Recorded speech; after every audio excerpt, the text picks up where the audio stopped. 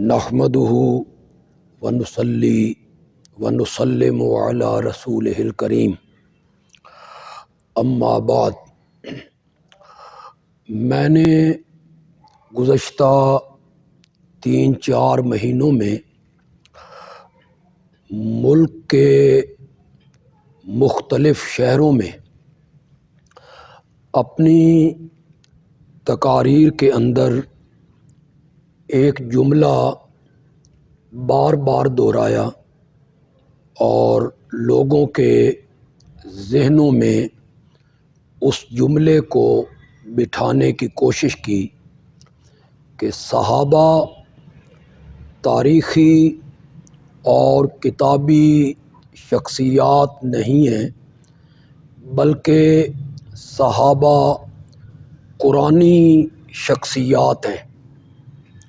گزشتہ دنوں مرزا محمد علی صاحب انجینئر نے جو جہلم میں ہفتہ وار ایک محفل سجاتے ہیں، اس میں انہوں نے میرے اس جملے پہ تبصرہ کیا۔ اس تبصرے کو سن کر حیرانگی بھی ہوئی، تعجب بھی ہوا، افسوس بھی ہوا کہ صحابہ جیسی مقدس ہستیوں پر تنقید کرتے کرتے مرزا جہلمی انبیاء کرام کے متعلق ایسے جملے انہوں نے استعمال کیے جو انتہائی غلط اور قابل گرفت ہیں۔ انہوں نے کہا کہ اگر قرآن کو ہی معیار بنانا ہے تو کیا انبیاء کی غلطیاں قرآن میں ذکر نہیں کی گئیں؟ اس میں اس نے کچھ انبیاء کا تذکرہ بھی کیا، جس میں حضرت سیدنا آدم علیہ السلام، حضرت سیدنا موسیٰ علیہ السلام، حضرت سیدنا نوح علیہ السلام کا خاص طور پہ اس نے ذکر کیا۔ جو بدبخت انسان انبیاء کے متعلق ایسے جملے استعمال کرتا ہے، ان کی غلطیوں کو شمار کرتا ہے، وہ شخص اگر صحابہ پہ تنقید کرے اور صحابہ کی غلطیاں گنوانا شروع کر دے تو یہ زیادہ باعث تعجب نہیں ہے۔ انبیاء کی علیاذ باللہ غلطیوں کو شمار کرتے کرتے اس نے امام الانبیاء حضرت محمد الرسول اللہ صلی اللہ علیہ وسلم کے بارے میں اس کو بھی اس نے غلطی میں شمار کر دیا کہ بدر کے قیدیوں کے بارے میں جو آپ نے فدیہ لے کر انہیں رہا کر دیا تھا تو اللہ نے اس پر بڑی تنبیہ کی اور عذاب عظیم کا اللہ نے وہاں ذکر کیا۔ وہ آیت جو سورۃ انفال میں ہے، لولا کتاب من اللہ سبق لمسکم فیما اخذتم عذاب عظیم، اس جاہل آدمی کو اس بات کا شاید علم نہیں کہ لولا کس جگہ پہ استعمال ہوتا ہے اور لولا کے استعمال کے بعد اس آیت کا معنی کیا بنتا ہے۔ شاید اس نے سورۃ یوسف نہیں پڑھی اور سورۃ یوسف میں حضرت یوسف علیہ السلام اور زلیخا کا جو واقعہ ذکر کیا گیا شاید اس کو اس نے پڑھا نہیں ہے۔ یوسف علیہ السلام کے واقعہ میں اور زلیخا کا حضرت یوسف کو دعوت گناہ دینا اور حضرت یوسف علیہ السلام کے متعلق اللہ تعالیٰ جو بات کہہ رہے ہیں وَلَقَدْ ہَمَّتْ بِهِ وَهَمَّ بِهَا لَوْلَا أَن رَّأَىٰ بُرْهَانَ رَبِّهِ، تو یہاں لولا نے کیا معنی دیا ہے اس پر توجہ کرنے کی ضرورت ہے۔ مرزا انجینئر صاحب نے حضرت آدم علیہ السلام کا گناہ اور ان کی غلطی گنوائی کہ جنت میں ان کے کپڑے اتروا دیے گئے۔ اس شخص کو اتنا بھی علم نہیں کہ قرآن مقدس میں اللہ رب العزت نے جب اس واقعہ کو ذکر کیا تو فرمایا فناسیہ ولم نجد لہو عزما، آدم بھول گئے تھے اور ہم نے اپنی نافرمانی پر آدم کا عزم اور آدم کا ارادہ نہیں پایا۔ نسیان اور گناہ، نسیان اور غلطی، اس کے درمیان جو ایک فرق ہے، مرزا صاحب نے اس فرق کو ملحوظ خاطر نہیں رکھا۔ حضرت موسیٰ علیہ السلام کے متعلق کہ انہوں نے ایک شخص کو مکہ مارا اور وہ شخص مر گیا، اسے بھی حضرت موسیٰ کی غلطی میں انہوں نے شمار کر دیا اور اسے بطور دلیل پیش کیا، حالانکہ ایک ادنا فہم اور علم رکھنے والا شخص وہ بھی جانتا ہے کہ گناہ قصدن ہوتا ہے، ارادتاً ہوتا ہے۔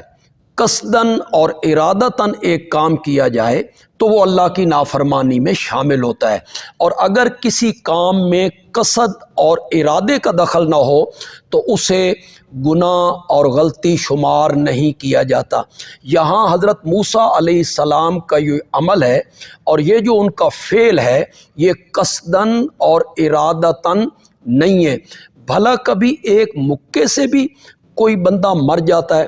چنانچہ مرزا جہلمی نے اس پر جو تیسری دلیل پیش کی وہ حضرت نوح علیہ السلام سے انہوں نے پیش کی کہ حضرت نوح علیہ السلام نے اپنے مشرک بیٹے کے لیے دعا کی تھی اور اللہ نے اس پر ان کو تنبیہ کی، اور یہ حضرت نوح علیہ السلام کی غلطی ہے، اسے بھی ان کی غلطی میں شمار کیا ہے۔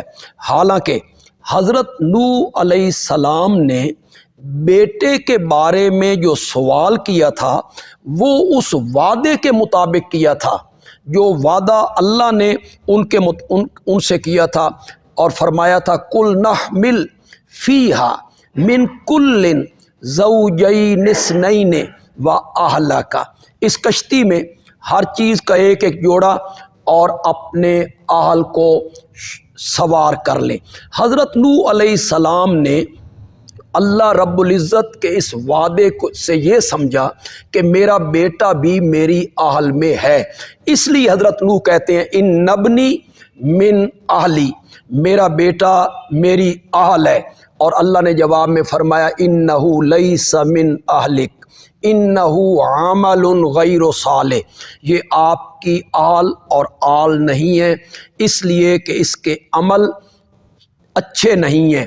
چنانچہ مرزا محمد علی انجینئر نے حضرت نوح علیہ السلام کے متعلق ذکر کیا کہ انہوں نے اپنے بیٹے کے لیے دعا کی تھی، جبکہ پورے قرآن پاک میں وہ کہیں سے بھی یہ ثابت نہیں کر سکتے کہ حضرت نوح علیہ السلام نے اپنے بیٹے کے لیے دعا کی ہو، بلکہ قرآن نے سورۃ ہود میں جب اس کا تذکرہ کیا تو اللہ رب العزت نے فرمایا فلا تسألنی ما لیس لک بہ علم، جس چیز کا آپ کو علم نہیں ہے اس چیز کے بارے میں آپ مجھ سے سوال نہ کریں۔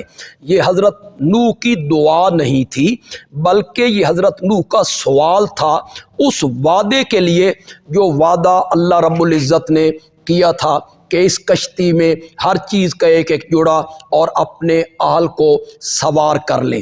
یہ مرزا انجینئر نے انبیاء کے جتنے واقعات کو یہاں ذکر کیا ہے، یہ ان کی جہالت، قرآن سے دوری، ناسمجھی یا ان کی حماقت کا ثبوت ہے۔ یہ گناہ نہیں ہے، میں نے اس کی وضاحت کر دی ہے۔ چنانچہ صحابہ کرام پر تنقید کرتے کرتے اس کا نتیجہ یہ نکلا کہ مرزا جہلمی انبیاء کی معصومیت پر بھی ہاتھ ڈالنے لگے اور ان کی غلطیاں قرآن سے گنوانے لگے۔ چنانچہ میں نے جب بات کی تھی کہ مرزا قادیان اصحاب پیمبر جو ہیں یہ قرآنی شخصیات ہیں، یہ کتابی اور تاریخی شخصیات نہیں ہیں۔ تو اس کے جواب میں مرزا انجینئر نے کیا کہا اپنے بیان میں؟ کہنے لگے کہ میرے متعلق کہا کہ وہ کہتا ہے کہ وہ تاریخی شخصیات نہیں ہیں بلکہ وہ قرآنی شخصیات ہیں۔ میں اسے کہتا ہوں کہ ہماری باتوں کو تاریخ کے کھاتے میں نہ ڈالو، بلکہ میں اس پر حدیث پیش کروں گا۔ یہ مرزا نے جو حدیثیں پیش کی ہیں نا، میں دوسرے کلپ میں انشاءاللہ اس کا جواب دوں گا۔ آج میں پہلی خوراک ان کو دے رہا ہوں، اللہ کرے اس خوراک سے ان کا پیٹ صاف ہو جائے، مزید میں خوراکیں اس کے بعد انہیں دوں گا۔ جو حدیثیں وہ پیش کر رہے ہیں جس سے وہ معاویہ پر تنقید کا دروازہ کھولنا چاہتے ہیں، اس کا جواب میں دوسرے کلپ میں انشاءاللہ دوں گا، آپ اس کا انتظار کریں۔ مرزا کہتا ہے صحابہ کرام جو قرآنی شخصیات ہیں، کون سے اصحاب قرآنی شخصیات ہیں؟ آپ جن لوگوں کا دفاع کر رہے ہیں، مثلا میں جن لوگوں کا دفاع کر رہا ہوں، حضرت سیدنا معاویہ ہیں، حضرت سیدنا مغیرہ بن شعبہ ہیں، حضرت سیدنا عمر ابن العاص ہیں رضی اللہ تعالی عنہ۔ کہتا ہے آپ جن صحابہ کا دفاع کر رہے ہیں ان کے نام تو قرآن میں آئے ہی نہیں ہیں۔ قرآن میں تو حضور کے ساتھیوں کی 3 کیٹاگریوں کا ذکر کیا گیا ہے۔ یہ مرزا انجینئر نے اپنے بیان میں کہا۔ میں اس کے جواب میں مرزا صاحب سے یہ کہنا چاہوں گا کہ چلیے ہم نے 1 منٹ کے لیے مان لیا، اور یہ ماننا کیا ہے، حقیقت بھی یہی ہے کہ قرآن میں حضرت سیدنا معاویہ کا نام ذکر نہیں ہے، قرآن میں حضرت سیدنا عمر بن العاص کا نام ذکر نہیں ہے، قرآن نے مغیرہ بن شعبہ کا نام ذکر نہیں کیا۔ لیکن کیا اس قرآن میں حضرت سیدنا علی ابن ابی طالب رضی اللہ تعالیٰ عنہ، کیا اس قرآن میں حسنین کریمین رضی اللہ تعالیٰ عنہما، کیا اس قرآن میں ان کا نام ذکر ہے؟ اللہ کے بندے 1 لاکھ سے زائد صحابہ ہوئے ہیں، جن میں عشرہ مبشرہ بھی ہیں، اصحاب بدر بھی ہیں، اصحاب رضوان بھی ہیں، فتح مکہ کے دن جو میرے نبی کے ساتھ تھے وہ صحابہ بھی ہیں۔ کسی صحابی کا نام قرآن میں ذکر نہیں ہے، صرف حضرت زید ابن حارثہ رضی اللہ تعالی عنہ ان کا نام قرآن میں ذکر ہے۔ آپ نے جو یہ کہا کہ قرآن نے صحابہ کی 3 کیٹاگریوں کا ذکر کیا ہے، اس میں آپ نے لوگوں کو دھوکہ دینے کے لیے سورۃ توبہ کی آیت نمبر 100، آیت نمبر 101 اور آیت نمبر 102 بطور دلیل پیش کی ہے۔ اس میں جو آیت نمبر 100 ہے، والسابقون الاولون من المہاجرین والانصار والذین اتبعوہم بإحسان رضی اللہ عنہم ورضوا عنہ، اس میں سبقت کرنے والے، پہلے ایمان لانے والے، نبی پاک صلی اللہ علیہ وسلم کا ساتھ دینے والے مہاجر انصار، اور جن لوگوں نے ان مہاجرین و انصار کی صدق دل سے پیروی کی، اس میں تابعین بھی شامل ہو گئے۔ پہلے آیت نمبر 100 میں اللہ رب العزت نے ان کا تذکرہ کیا ہے، اور آیت نمبر 101 میں اللہ رب العزت نے خالص منافقین کا ذکر کیا ہے۔ چنانچہ اس کو 1 مرتبہ جتنے لوگ میری اس ویڈیو کو سن رہے ہیں وہ غور سے اس آیت کو سنیں جناب۔ قرآن پاک نے آیت نمبر 101 میں کن لوگوں کا ذکر کیا ہے؟ جنہیں مرزا جہلمی اپنی بددیانتی اور قرآن میں تحریف کا مرتکب ہو کر اس نے اس آیت سے بھی صحابہ کی کیٹاگری ثابت کی ہے۔ اس آیت نمبر 101 میں ارشاد ہوتا ہے وَمِمَّنْ حَوْلَكُمْ مِنَ الْأَعْرَابِ منافقون ومن اہل المدینۃ مردوا علی النفاق لا تعلمہم نحن نعلمہم۔ یہ مدینہ کے کچھ لوگ یہ بھی منافق ہیں جو آپ کے ارد گرد ہیں، آس پاس ہیں، اور مدینے کے رہنے والے اور مدینے کے آس پاس جو رہنے والے دیہاتی لوگ ہیں وہ بھی، اور کچھ مدینے کے لوگ وہ بھی منافقت پہ اڑے ہوئے ہیں، جمے ہوئے ہیں۔ آپ ان کو نہیں جانتے، ہم ان کو جانتے ہیں۔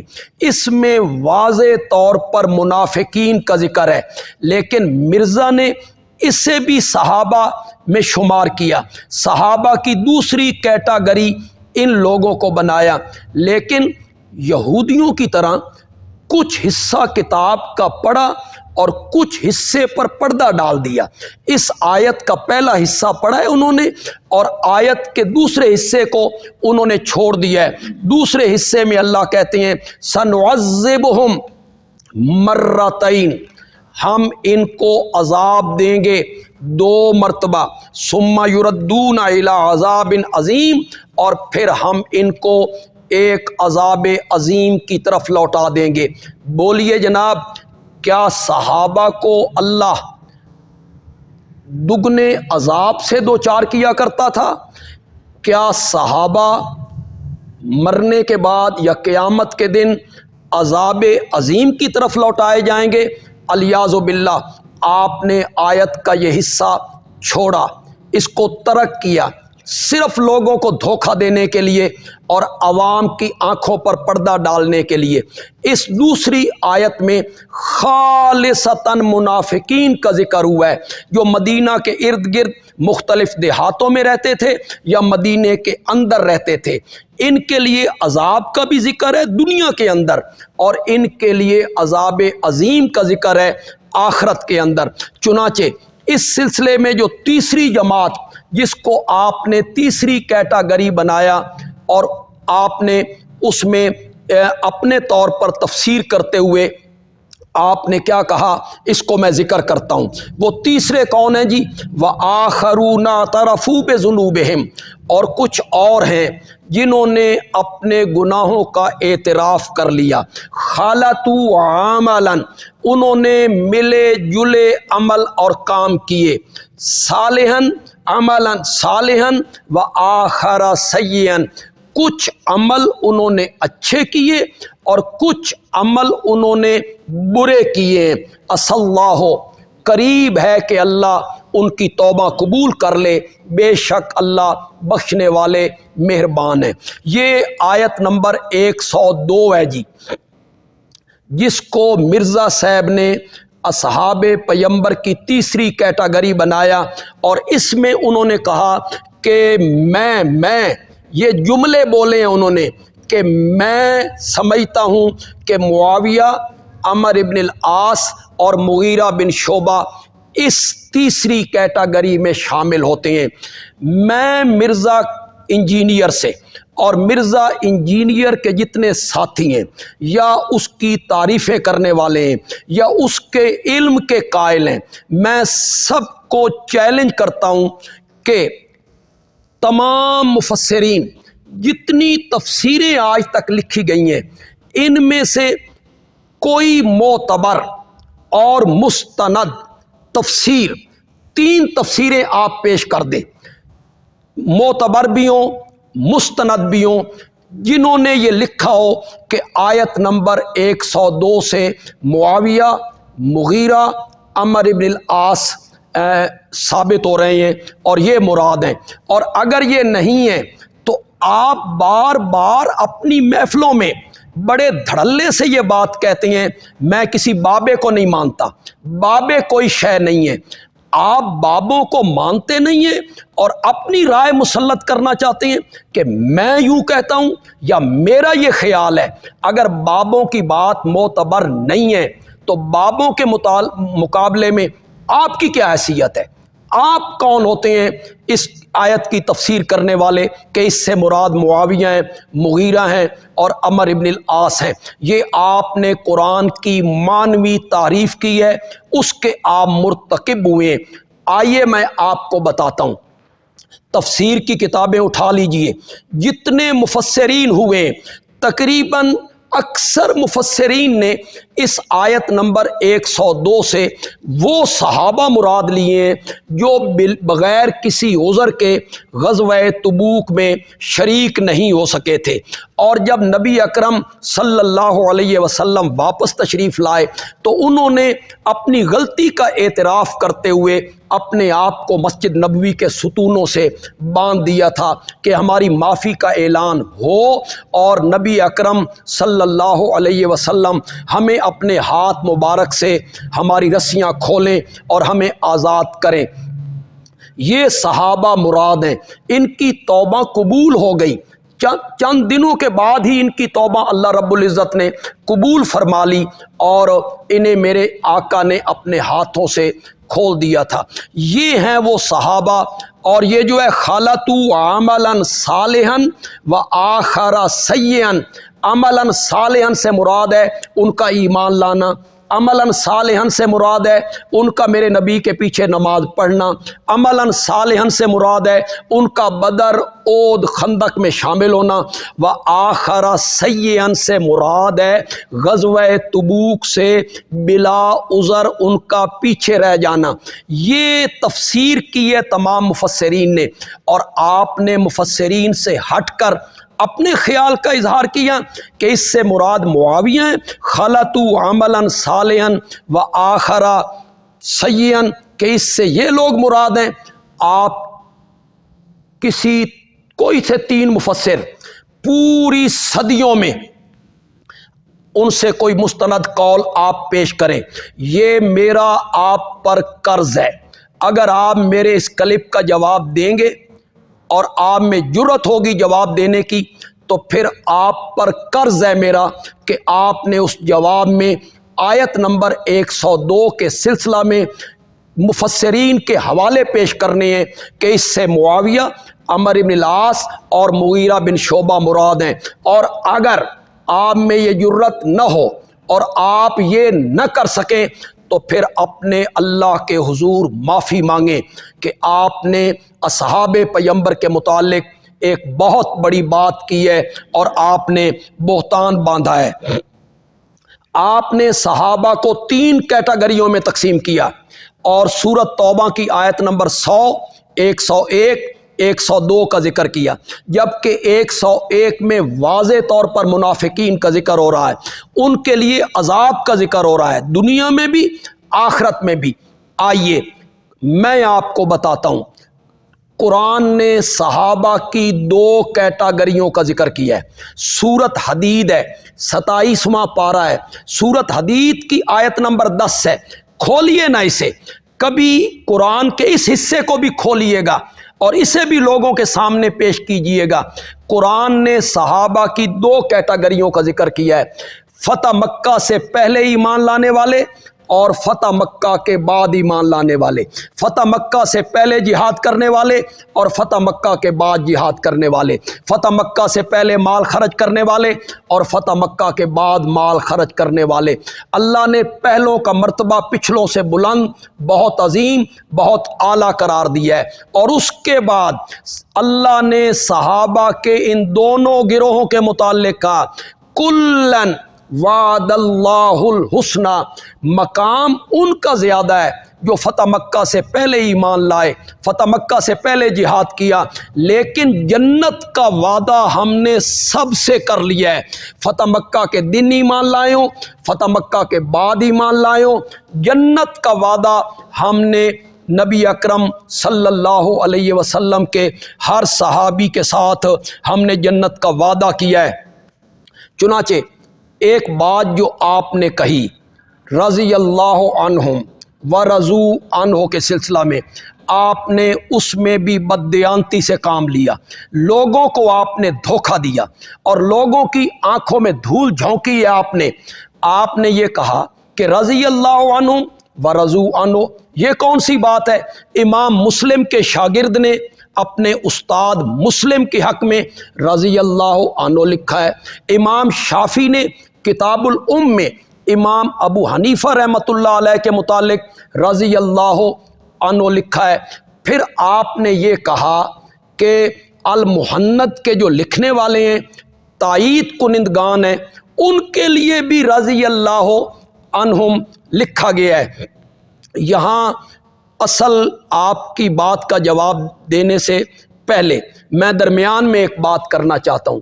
المحنت کے متعلق آپ نے ایک بات کہی اور اس میں آپ نے کہا کہ کھڈوں سے باہر نکلو، کیوں چھپے ہوئے ہو، دنیا بدل گئی ہے، دنیا چینج ہو گئی ہے۔ میں کہتا ہوں کہ ہم کسی کھڈ میں نہیں ہیں، ہم بالکل واضح طور پر سامنے ہیں۔ لیکن جب کراچی کے مولانا مفتی طارق مسعود جہلم میں آپ کے گھر میں آپ کے شہر میں المحنت پہ بات کرنے کے لیے آئے تھے تو آپ کس کھڈ میں چھپے ہوئے تھے؟ آپ کس کھڈ میں موجود تھے؟ آپ کو نکلنے کی توفیق نہیں ہوئی۔ اور مزے کی بات یہ ہے کہ آپ کی اہلیہ آپ کو کہتی رہی کہ نکلیں، لیکن آپ نے اپنی اہلیہ کی بات بھی نہیں مانی، کسی کی بات آپ نے نہیں مانی، آپ کھڈوں میں رہے۔ تانا آپ ہمیں دے رہے ہیں اور پھر آپ نے جھوٹ بولا ہے، بہتان باندھا ہے آپ نے ہمارے متعلق، ہماری جماعت کے متعلق، کہ یہ لوگ المحنت کی تردید نہیں کرتے، مسجدیں چھن جائیں گی، مسجدوں کے چھن جانے کے ڈر سے المحنت کی یہ تردید نہیں کرتے، اور محفلوں میں تقریروں میں ان حضرات کو رحمت اللہ کہتے ہیں، اور نجی محفلوں میں کہتے ہیں کہ یہ بڑے لعنتی تھے۔ انا للہ و انا الیہ راجعون۔ ہم اپنے دورہ تفسیر میں، ہم اپنے دروس میں، ہم اپنی تقاریر میں المحنت میں جو عقائد بیان ہوئے ہیں، جو مسائل بیان ہوئے ہیں، ان سے اختلاف جو ہمارا ہے، چند مسائل سے جو ہمارا اختلاف ہے ہماری جماعت کا، ہم اسے واضح طور پر اس کی تردید کرتے رہتے ہیں، دلائل سے اپنے موقف کو ثابت کرتے ہیں۔ لیکن ہم میں سے کسی معتبر عالم نے، ہمارے کسی معتبر خطیب نے آج تک المحنت کے تائید کنندگان یا المحنت کو تحریر کرنے والی شخصیت یا ان کے تائید کرنے والے جو علماء ہیں ان کے متعلق لعنتی کا لفظ ہم میں سے کسی معتبر عالم اور خطیب نے آج تک استعمال نہیں کیا ہے۔ مرزا صاحب، آپ کے علم میں کہ بہتان باندھنا کتنا بڑا گناہ ہے، آپ اپنی محفل میں بیٹھ کر، چند لوگوں میں بیٹھ کر انہیں خوش کرنے کے لیے آپ نے ہم پر، ہماری پوری جماعت پر، ہمارے جماعت کے اکابرین پر آپ نے بہتان باندھا ہے۔ میں آپ سے پھر درخواست کروں گا، اللہ کے حضور معافی مانگیے، اس بہتان باندھنے کی اللہ کے حضور معافی مانگیے۔ تیسری بات جو آپ نے بطور دلیل پیش کی اور آپ نے لوگوں کو متاثر کرنے کی کوشش کی، قرآن کے ظاہری الفاظ سے آپ نے سادہ لو عوام کو متاثر کرنے کی کوشش کی۔ یہ سورۃ فتح کی آخری آیت ہے۔ اللہ رب العزت کہتے ہیں وعد اللہ الذین آمنوا وعملوا الصالحات منہم، اللہ نے وعدہ کیا ہے ان لوگوں سے جو ایمان لائے اور ان میں سے جنہوں نے عمل کیے اچھے، اجر عظیم کا وعدہ کیا ہے، مغفرت کا وعدہ کیا ہے۔ آپ نے منہم، اس من کو تبعیضیہ بنایا ہے جس کا معنی ہوتا ہے کچھ۔ آپ نے معنی یہ کیا کہ ان میں سے بھی کچھ ہیں جن کے ساتھ اللہ نے اجر عظیم کا، ان میں سے کچھ ہیں، سارے نہیں۔ بار بار آپ ہاتھ ہلا کے کہتے تھے سارے نہیں، ان میں سے کچھ ہیں جن کے ساتھ اللہ نے اجر عظیم کا اور اللہ نے مغفرت کا وعدہ کیا ہے۔ آپ نے منہم کا من جو ہے اسے تبعیضیہ بنایا ہے۔ حضرت یہ من تبعیضیہ نہیں ہے، یہ من بیانیہ ہے، مؤکدہ ہے۔ اس کا یہ معنی نہیں ہے کہ ان میں سے کچھ کے ساتھ وعدہ ہوا ہے۔ یہ میں اس پر قرآن پاک کی ایک آیت بطور استدلال، بطور تائید میں پیش کر دیتا ہوں۔ سورۃ حج میں میں پھر ایک بات کہوں گا کہ مرزا جہلمی یہ روایات میں کھویا رہتا ہے، تاریخی روایات میں اور حدیث کی उन रिवायात के पीछे भागता रहता है जिनमें सहाबा की तज़हीक हो, तनकीस हो, तौहीन हो, उनकी गलतियों का जिक्र हो। मैं दूसरे कलिम में इस सारी बातों का जवाब इंशाअल्लाह दूंगा कि किन किन हदीसों में जो मुआविया के बारे में मिर्ज़े ने पेश की है उन रिवायात की हकीकत क्या है। हम दूसरे कलिम में इस पर बात करेंगे, लेकिन फ़िलहाल मैं ये कहूँगा कि कुरान की तफसीर से ये आदमी निरा जाहिल आदमी है। इसके पास कुरान का इल्म, कुरान की तफसीर का इल्म नहीं है। ये मैंने जो बतौर तायीद इस पर एक आयत पेश करने लगा हूँ, फज तानेबुर रिजसा मिनल औसान। यहाँ मिन कौन सा है जी? मिर्ज़ा जी यहाँ मिन बयानिया बनाइए ना। फ़ाई तानेबुर रिजसा, पस बचो गंदगी से, मिनल औसान बुतों की गंदगी से। इसका मतलब ये हुआ, इसे यहाँ मिन तबीज़िया बना लें तो माना ये होगा कुछ बुत गंदे हैं, गंदगी हैं, और कुछ बुत जो हैं वो गंदगी नहीं है। यही माना है, यही माना है। या मिनल औसान में मिन बयानिया है, उस रिज्स को बयान कर रहा है। इसलिए मैं कहूँगा कि सूरत फतह की जो आखिरी आयत है वहाँ मिन हम में मिन तबीज़िया नहीं है, मिन बयानिया है। ये माना नहीं है कि कुछ सहाबा उनके साथ मगफिरत का वादा हुआ है, कुछ सहाबा के साथ मगफिरत का वादा नहीं हुआ, कुछ सहाबा के साथ अजर अजीम का वादा हुआ, कुछ के साथ वादा नहीं हुआ। अल कुरान युफस्सिरु बाज़ु बाज़ा, कुरान अपनी तफसीर खुद करता है। एक जगह पे इजमाल, दूसरी जगह पे उसकी तशरीह कर देता है। आपने कुरान की दूसरी आयतें नहीं पढ़ी हैं? आप जाइए सूरत अनफाल में और सूरत तौबा में, अल्लाह कहते हैं लहुम मगफिरतुन व रिज़्कुन करीम, उनके लिए हमने मगफिरत का ऐलान कर दिया है और इज़्ज़त वाली रोज़ी का ऐलान किया है।